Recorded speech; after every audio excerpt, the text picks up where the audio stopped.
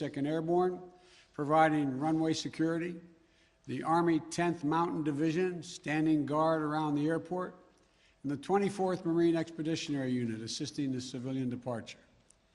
This is one of the largest, most difficult airlifts in history, and the only country in the world capable of projecting this much power on the far side of the world with this degree of precision is the United States of America.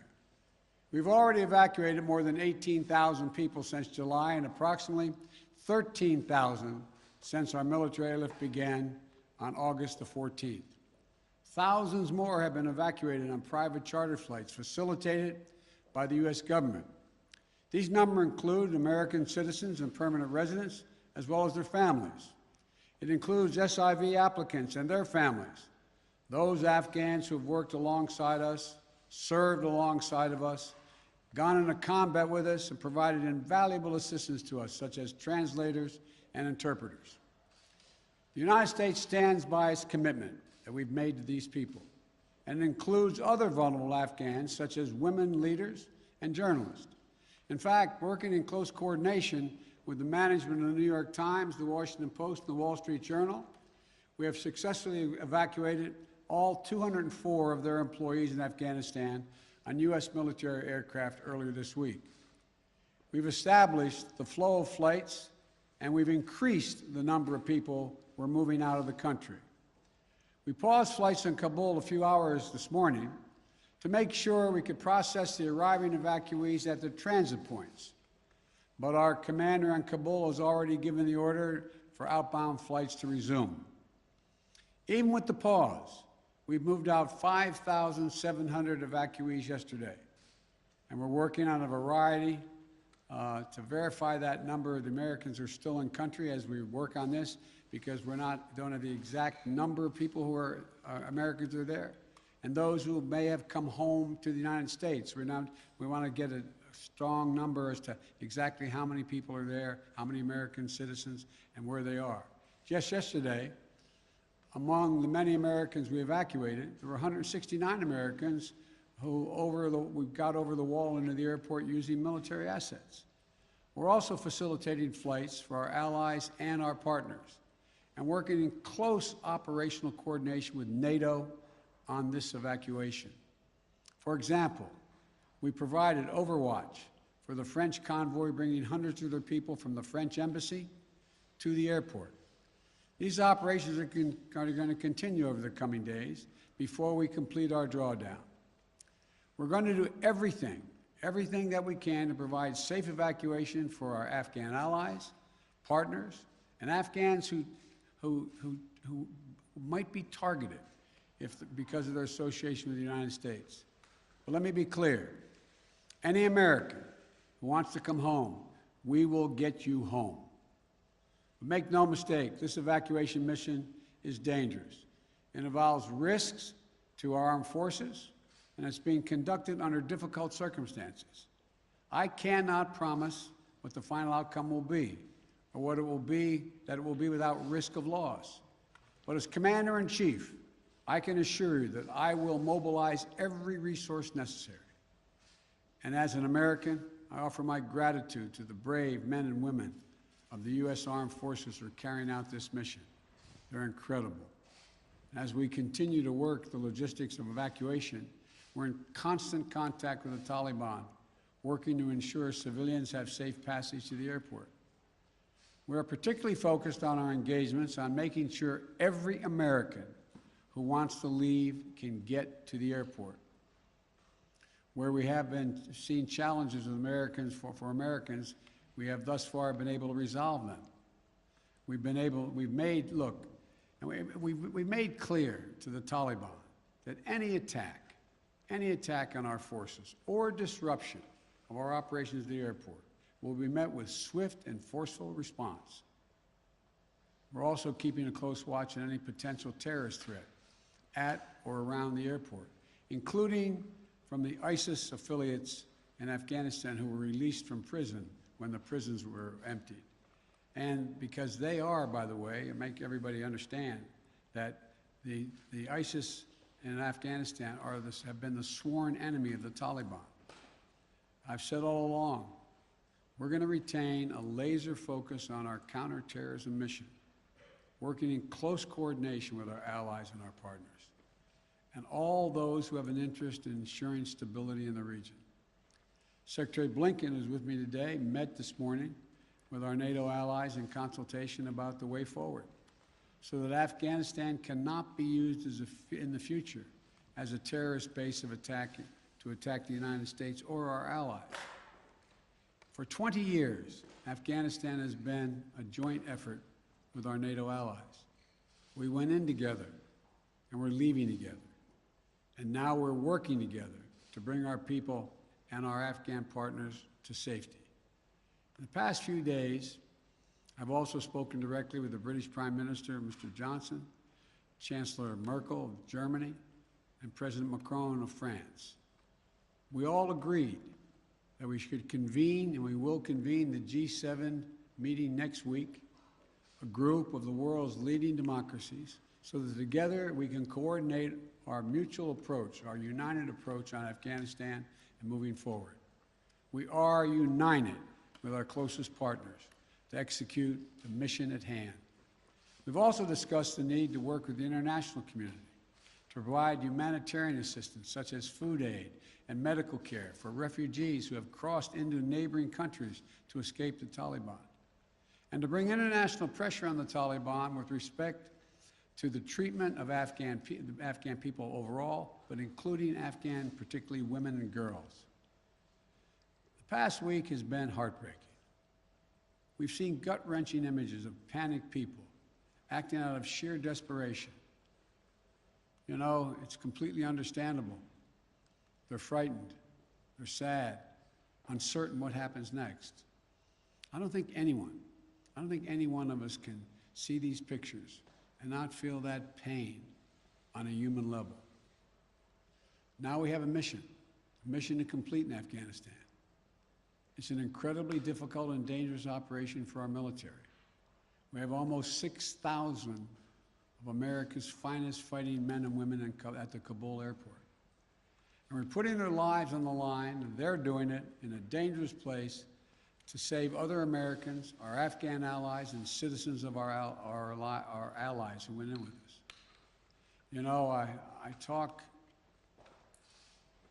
to our commanders on the ground there every single day, as I just did an hour or so ago. And I made it clear to them that we'll get them whatever they need to do the job.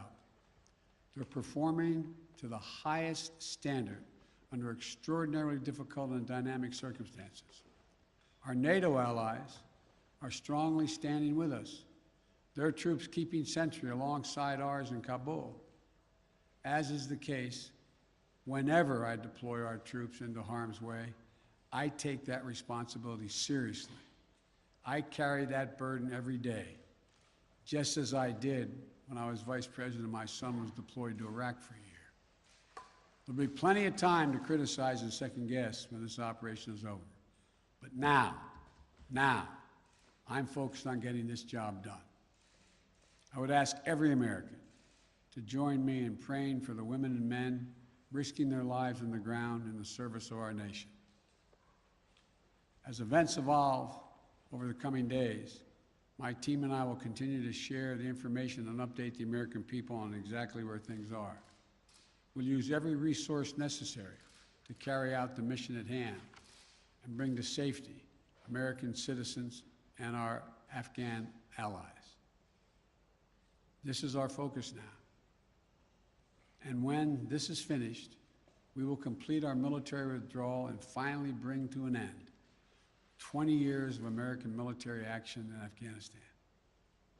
Thank you. May God bless you, our troops, our diplomats, and all those serving in harm's way. And now I'll take questions. AP, Zeke Miller. Thank you, Mr. President.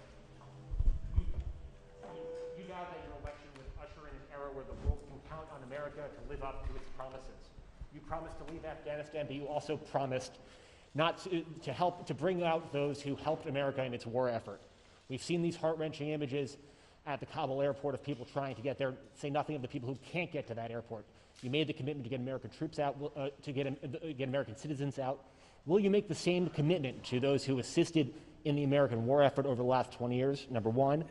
And then number two, what is your message to America's partners around the world who have criticized not the withdrawal, but the conduct of that withdrawal and made them question America's credibility on the world stage? I have seen no question of our credibility from our allies around the world. I've spoken with our NATO allies. We've spoken with NATO allies, the Secretary of State. Our National Security Advisor has been in contact with his counterparts throughout the world and our allies, as has the General, I keep calling him a General, but my Secretary of Defense. The fact of the matter is, I have not seen that. As a matter of fact, the exact opposite I've gotten. The exact opposite thing is we're acting with dispatch. We're acting, committing to what we said we would do. Look, let's put this thing in perspective here. What interest do we have in Afghanistan at this point with al-Qaeda gone? We went to Afghanistan for the express purpose of getting rid of al-Qaeda in Afghanistan, as well as getting Osama bin Laden. And we did. Imagine, just imagine, if that attack, if bin Laden had decided with al-Qaeda to launch an attack from Yemen, would we ever gone to Afghanistan? Would there ever be any reason we'd be in Afghanistan? Controlled by the Taliban? What is the national interest of the United States in that circumstance? We went and did the mission. You've known my position for a long, long time. It's time to end this war. The estimates of the cost of this war over the last 20 years range from a minimum $1 trillion to a think tank at one of the universities saying $2 trillion. That's somewhere between $150 million a day and $300 million a day. The threat from terrorism has metastasized. There's a greater danger from ISIS and al-Qaeda and all these affiliates in other countries by far than there is from Afghanistan. And we're going to retain an over-the-horizon capability that if they were to come back to be able to take them out, surgically move. So this is where we should be. This is about America leading the world, and all our allies have agreed with that. And by the way, before I made this decision, I was at the G7 as well as met with our NATO partners. And I told them all, every one of them knew and agreed with the decision I made to jointly end our involvement in Afghanistan. The first part of your question was, I can't remember now. Would you commit to the same commitment? Would you make the same commitment to bring out Afghans who assisted in the war effort?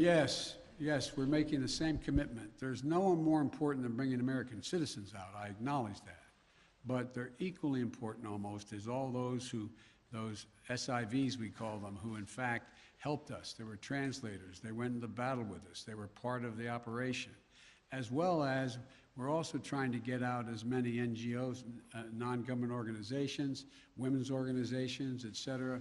We're doing all we can. In the meantime, Secretary Blinken and I am going to be working with our allies to see to it that we can bring international pressure on the Taliban they're looking to gain some legitimacy. They're going to have to figure out how they're going to maintain that country. And there's going to be harsh conditions, strong conditions we're going to apply, and it will depend on whether they get help based on whether or not how and well they treat women and girls, how they treat their citizens. So this is just beginning on that score. Are you willing to stay past the 31st to make that happen, to bring all the Americans out, to bring those SIVs out? I think we can get it done by then, but we're going to make that judgment as we go. Now, Justin Sink of Bloomberg.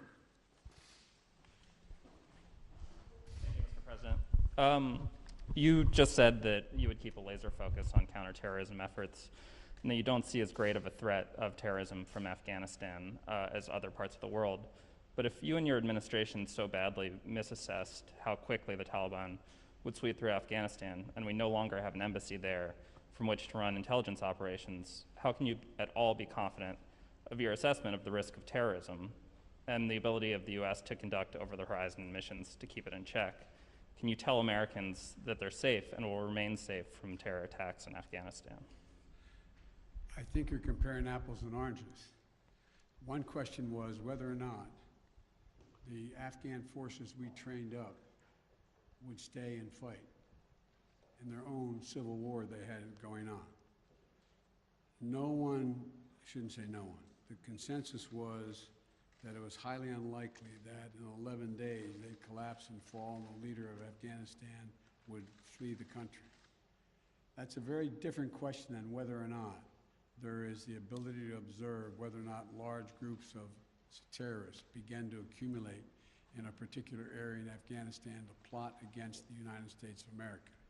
That's why we retained an over-the-horizon capability to go in and do something about that if that occurs.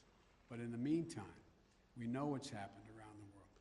We know what's happening in terms of what's going on in other countries where there is a significant rise of terrorist organizations in the Middle East, in East Africa, and other places. And so the bottom line is we're dealing with those terrorist threats from other parts of the world and failed states without permanent military presence there. We have to do the same in Afghanistan. Sir, just on that initial assessment, we learned over the last 24 hours that there was a dissent cable from the State Department. Sure. Saying that the Taliban would come faster through Afghanistan. Can you say why, after that cable was issued, the U.S. didn't do more to get Americans got out? All kinds of cables, all kinds of advice. If you notice, it ranged from this group saying that they didn't say it'd fall when it did fall, but saying that it would fall, to others saying it wouldn't happen for a long time and they'd be able to sustain themselves through the end of the year. I made the decision. The buck stops with me. I took the consensus opinion. The consensus opinion was that, in fact, it would not occur, if it occurred, until later in the year. So it was my decision. Now, my next is Stephanie Ramos, ABC. Thank you, Mr. President. 2 questions for you. The military has secured the airport, as you mentioned, but will you sign off on sending U.S. troops into Kabul to evacuate Americans who haven't been able to get to the airport safely? We have no indication that they haven't been able to get in Kabul through the airport. We've made an agreement with the Taliban thus far. They've allowed them to go through. It's in their interest for them to go through. So we know of no circumstance where American citizens are carrying an American passport are trying to get through to the airport. But we will do whatever needs to be done to see to it they get to the airport. And one more, Mr. President. Last month, my colleague Martha Raddatz interviewed Abdul, an interpreter who was on the front lines with U.S. forces in Afghanistan.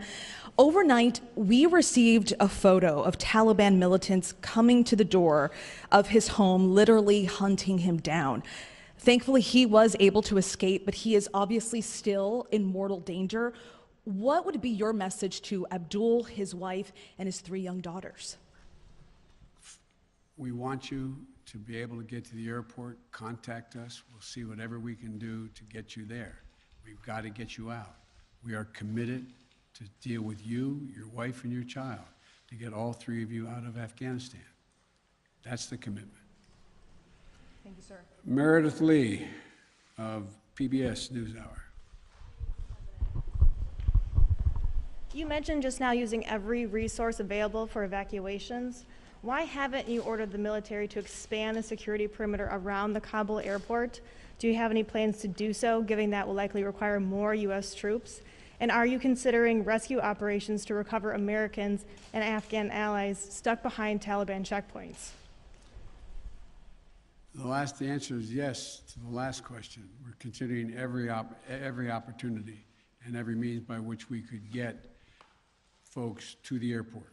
That's number 1. Number 2, the reason why we have not gone out and started and set up a perimeter way outside the airport in Kabul is that it's likely to draw an awful lot of unintended consequences in terms of people who, in fact, are not part of the Taliban. We've been in constant contact with the Taliban leadership on the ground in Kabul, as well as the Taliban leadership at Dahou.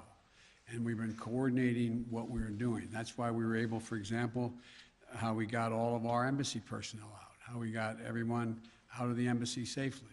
That was the distance. That's how we helped get the French out and out of their embassy. So the question remains, there will be judgments made on the ground by the military commanders at the moment, and that I cannot second guess each of those judgments to be made. But the idea of, again, let me get back to the fundamental point I made at the outset. When the decision was made by me that, and it was made some time ago, and I ran 4 presidents saying I wanted to get us out of Afghanistan. One of the things that is a reality is people now say to me and to others, and many of you say it on air, that why did we have to move because no Americans are being attacked? Why did we withdraw those, why did we agree